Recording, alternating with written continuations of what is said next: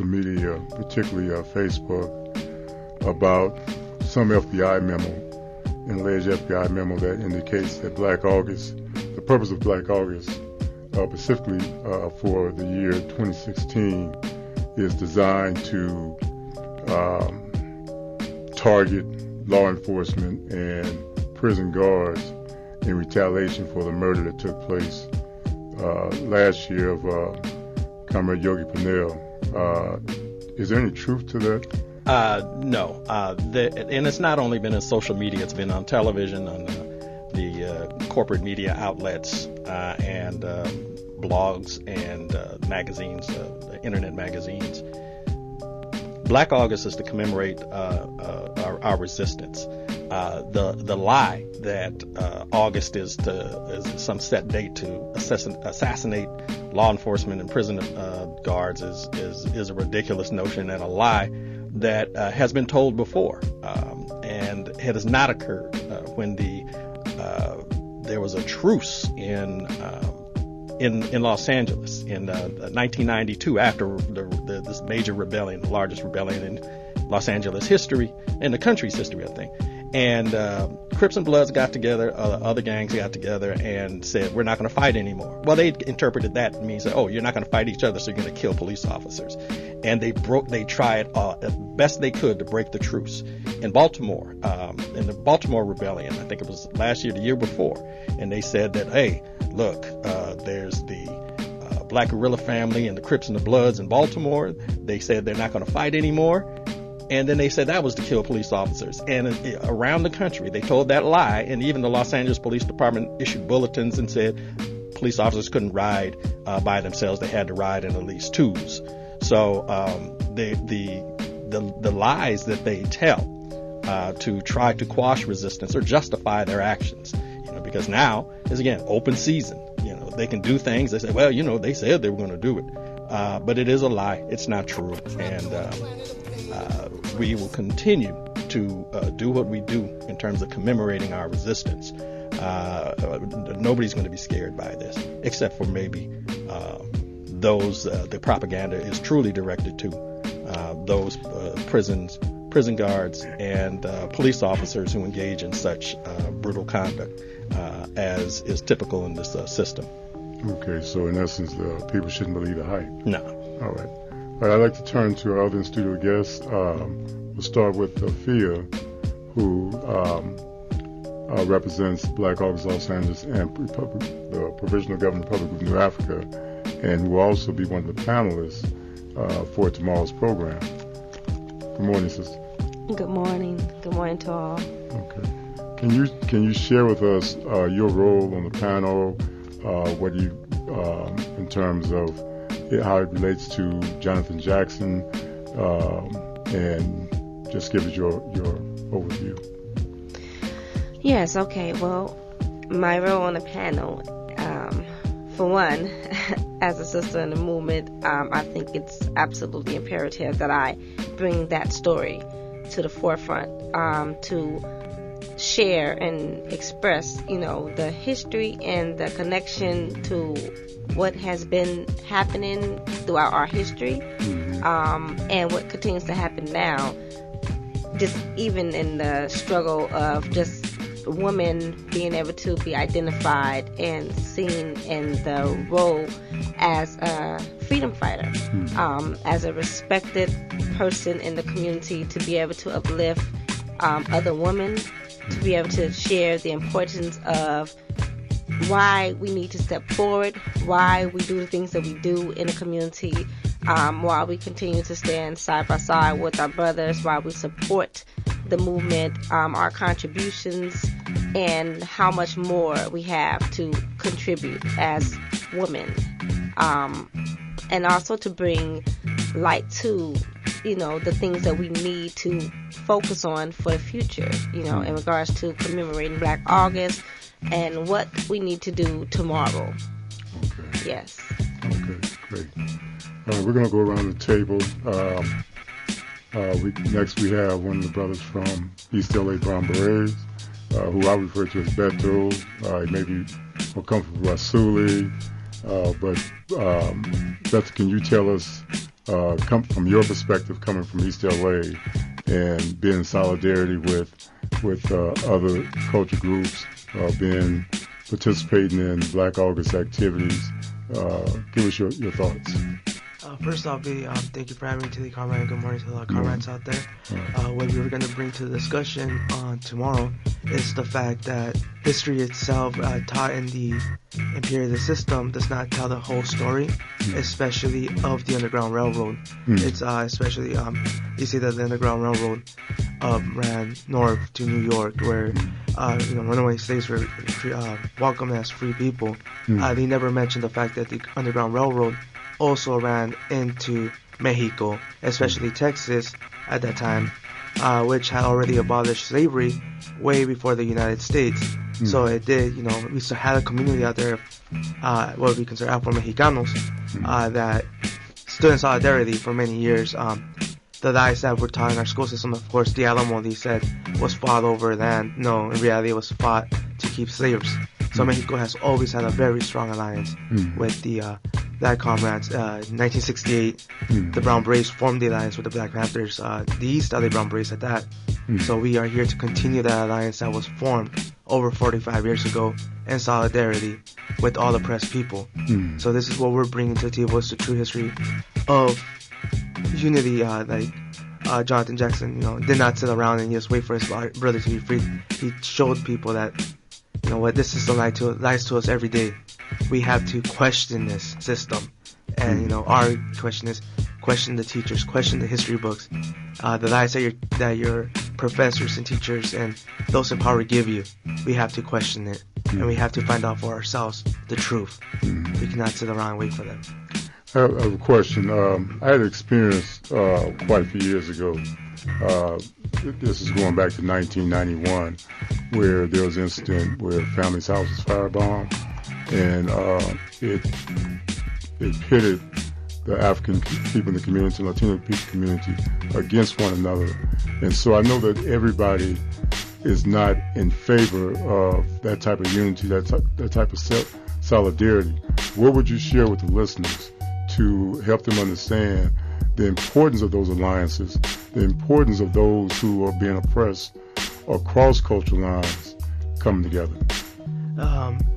No, we cannot get solidarity on our own. If the Chicano nation was able to get liberation, we would have already done it, but we can't do it alone. It's a united front. It's all oppressed people coming together, and many people don't want to see that. Many people want to see our certain races prevail. And in reality, the fact is, that's the mind of the oppressor. The oppressed can become the oppressor if we are not in solidarity with all. Okay. So, the big issue right now that we are facing is government tactics used to keep us divided. And they do not see the fact that united we are strong, in the words of Brett Hampton. You do not fight racism with racism. You fight it with solidarity. And that's what we're aiming to do, is to fight this with solidarity and bring all oppressed people into a table and figure it out. Okay. That's the only thing we can do. Okay. We're going to move to our last guest in the studio, Comrade David Dang, who represents the API. Is it API? Yes, okay, API. I got it right this time. Yes. Sometimes them letters are kind of tricky for me, so bear with me, brother. Oh, yeah, no, okay. I can. Thank you. No, I understand. Like I mentioned last night, even I myself have trouble with organizations that have abbreviations. So, to help clarify, API stands for Asian Pacific Islander, and the reason why we have it called Asian Pacific Islander, that's something I just learned just a few years ago myself, is to help differentiate between the Asian community as well as the Pacific Islander community, which includes the Filipino community, because oftentimes, particularly with the East Asian community, there's always this weird dominant narrative that dominates like Southeast Asian and South Asian, and then within the Asian community, our narrative can dominate the Pacific Islander community and the indigenous community in Asia a lot of times as well. So that's why it's called API. Okay. Thank you. Okay. David, you also will be on the panel tomorrow, and I know the theme of the program is Smashing Barriers Toward Unity. Where do we go from here? can you share some words with the audience in terms of your role in there, how it relates to the Asian Pacific Islander community and the African community? Some of the, I know you want to speak on some of the disparities with that, but also some of the strong points. So can you share with us your views on that? Yeah, thank you again, G2, for having me here. Picking back off from what Comrade Alberto from the East LA Brown Berets was speaking of as far as solidarity and how the oppressed can be the oppressed. Speaking autonomously from the Vietnamese community, and also coming from a person who grew up in Minneapolis and then coming out to Southern California and learning more about the political history of our people through the lens of black revolutionaries such as George Jackson and Malcolm X and Assata Shakur and Kwame Ture. It's just very interesting that growing up, Vietnamese in the U.S. were taught that, communism is bad because you just take money from the rich people and they work hard, blah, blah, blah, whatever. But then you start learning, and then also you don't learn about the history that exists of revolutionary solidarity with the black and Vietnamese community, because the reality is from Kwame Ture and Muhammad Ali is that no Viet Cong ever called me the N-word. And there's a reason for that, because the Black Power movement during the 60s and 70s presented revolutionary solidarity with the North Vietnamese liberation. I mean, from the Black Panther Party offering military support to the North Vietnamese, to the North Vietnamese providing a base of headquarters when the Black Panther Party had traveled to Vietnam. They gave them a base of international headquarters for them to operate from in Vietnam. And that being said, it's something to be said as far as a strong anti-communist and anti-Ho Chi Minh sentiment that exists in the U.S., particularly in Orange County. I remember, G2, when we were designing the flyer, you're suggesting that I should put a young Ho Chi Minh. And I had to explain, you can't do that, because last time some guy put a picture of Ho Chi Minh in Orange County, his store shut down and he got his ass handed by, his butt handed by the state. And coming from that, it's something to be said as far as with the solidarity of the North Vietnamese, it's something to be said with the South Vietnamese, where South Vietnamese General Nguyen Cao Ky, whose family still dominates the right-wing conservative narrative in the Vietnamese community, made deals with the CIA and made deals with the U.S. to bring in heroin into the U.S. and during the 80s, and we all know where all the drugs flood into, which was in the black community. And it's something to be said for me, just turning 30, to have lived about 3 years past Lam Dung, who was murdered when he was 27, for presenting the other side of the history of the Vietnam War as far as the liberation against the U.S. and Euro settler colonization, as what Malcolm X and George Jackson had always talked about when they were alive. Because that's something that us as Vietnamese people are still struggling with as far as trying to present solidarity, or even API, and as a non-homogenous community. One of the things I feel like we need to understand is that what Alberto from the East LA Brown Berets was bringing up is that the oppressed can become the oppressor. I mean, our people as Vietnamese, we are survivors of a revolution, and what we've understood with revolution is that every revolution has some sort of civil war. And picking it back up with what's been going on with Black August, and talking to one of the black elders and seeing this is Coytel Jr. With what's going on right now with the social political climate, I almost feel like we're going to have the sequel to the Vietnam War, based on the political history in the U.S. Because one of the things I've come to realize was a lot of people that have this anti-black sentiment, they seem to want to erase the violent terrorist acts against Vietnamese journalists that were labeled liberal during the 80s, including Lam Dung, including Nguyen Phuong from Houston, and including Pham Van Thap, who was murdered in his sleep when the Volcern, the right-wing military unit, firebombed his office when I was asleep in Garden Grove, and that's a very difficult thing to try and unpack as far as anti-blackness goes when people in our community can't acknowledge the terrorist attacks that have violently suppressed the possible revolutionary leadership that could exist in the Vietnamese community if we weren't so afraid. Okay, David, let me ask you pause right there. Sorry. No problem. We're kind of winding down. I want to also speak to a couple other things. August 7th is going to be a really packed event in terms of the presentation of the documentary, but as well as the panels. And there are several other panelists that will be representing other communities or other issues. And I'd like some of the panelists here to speak to those other issues if you can, and also talk about the decision that was made to continue this dialogue in other communities that will take place tomorrow. There'll be additional dialogues, and I guess that's something that will be shared in the future. The other thing is I'd like to let people know, let our audience know, if they want additional information, where they can get that information. James, I don't know if you want to give out the Facebook page or any information. Then, if anybody have any particular phone numbers they want to give out. Right. At the on Facebook, there's the Black August Los Angeles calendar. At Black August Calendar LA, there's the Black August Los Angeles Facebook group. You can look up. Just put in Black August Los Angeles. So there most of the information that you will need will be there.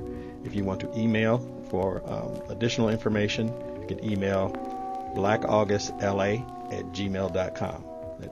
blackaugustla@gmail.com. Okay, and if anybody has any other individual websites or Facebook pages. But I want to talk about some of the other panelists we have, in addition to the ones that have spoken, and Julia that's online on the call. We have Etsy Betts, who represents the transgender. I just want to speak to that one of the panelists speak to that. We also have other ones. So can somebody address the other panelists? I know we have about 4 more other panelists. Anybody want to speak to that? Speak to what? Who the other panelists are? Sure. That's not represented here. Right. The other panelists includes Afia's partner, Shakur Sunali, who is also part of the Provisional Government of the Republic of New Africa. Also one of the children of Fulani Sunali, as well as Bilal Sunali. Then we also have Etsy Betts, a queer, trans, two-spirit, Blackfoot indigenous Filipina autonomous revolutionary. And then Billy. I'm sorry. Yeah, sorry. Billy Godson from Blackson 365, as well as his daughter Nani, 15-year-old first sergeant of Sankofa, as well as youth organizer for Blackson 365, BLA365.com. And then you also have Tej Grewell. Oh yes, Tej Grewell, revolutionary math teacher for LAUSD, who guides indigenous and black children of revolution and liberation through math. Okay. And Bertha, would you like to speak to the continuing forums that y'all plan to host in the future? Yes. August 7th, we were going to have a panel, and we decided if liberation and unity were possible with the one panel discussion, it would have already happened with all the discussions we've had in the past among suppressed people. But what we want to do is, of course, take it to different cities and change the panel around every time and speak on different issues that are affecting the neighborhoods throughout the area, which is of course the high drug rate, police incarceration, the police system, police military complex we have, the prison complex itself, the military complex, all these, how they're all entwined with oppressed people, how we all deal with this on a daily basis in our communities, and including now the new form of displacement, gentrification, how it's affecting everything, our health, the way we eat, what we drink, all that stuff. We are all united by very similar struggles, but we cannot see past that. So we want to continue the discussion. We do not really know when it's planned, but we'll keep you all updated as it goes by. But like I said, the discussion, we wanted to continue people of color and the younger generation to have a voice, for them to feel this is their struggle. It's not just 30 and 40-year-old men and women still struggling, but we need the youth involved. So this is going to be concentrated on the youth and putting together all these different issues in our communities. So we do encourage the youth to participate in these upcoming decisions and panels. And how will people find out additional information on the future panels? I think we are going to coordinate still with Black August. So of course, Black August LA on the Facebook page for upcoming discussions and panels. But we also want to get to different cities, different towns, because we want it to be local and accessible to different communities. Okay. We're down to the last couple of minutes. I'd like to thank our calling guests, Hank Jones, Tamu McFalls, Julia Wallace, and Harold Welton. Thank you for your input and look forward to the future activity. Our in-studio guests, David Dane, Vasuli Williams, we also refer to as Beto or Alberto, Afia Qualia, and I'm going to close out with James Simmons, who will give the last minute of your calendar. Yeah, thank you. And I'm going to quickly run through what's on the calendar for the rest of the month. And this calendar, of course, changes. There's always additions, so you kind of have to keep up. Black August Youth Day, Jackson, Not Just a Name documentary, and that's going to be at Trucos Justice Center starting at 4. August 14th, Black August Black Panther Party tribute to the martyrs, Black August Los Angeles, 10 o'clock at Simply Wholesome Restaurant. Okay. So, and the rest of the events, go to the Facebook page, Black August Los Angeles calendar. Okay, I'd like to thank all of our guests, and also thank board operator Ricky. And the next Think Outside the Cage will return on the third Saturday of August, which will be August 20th. And stay tuned for Town Hall with Earl of Roy Hudson. Thank you.